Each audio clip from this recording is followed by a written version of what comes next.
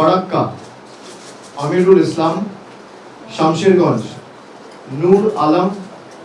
সুতি ইমানি বিশ্বাস জঙ্গিপুর, জাকির হোসেন রঘুনাথগঞ্জ, জনাব আকরুজ্জামান সাগরদিঘি, বাইরন বিশ্বাস লালগোলা, ডক্টর আব্দুল আজিজ ভগবানগোলা, রেয়াত হোসেন সরকার মুর্শিদাবাদ, শাওনি সিংহ রয় রানীনগর, সৌমিক হোসেন নবগ্রাম, প্রণবচন্দ্র দাস খড়গ্রাম, আশিস মার্জিত বড়োয়া, প্রতিমা রজক কান্দি, অপূর্ব সরকার ভরতপুর, মুস্তাফিজুর রহমান সুমন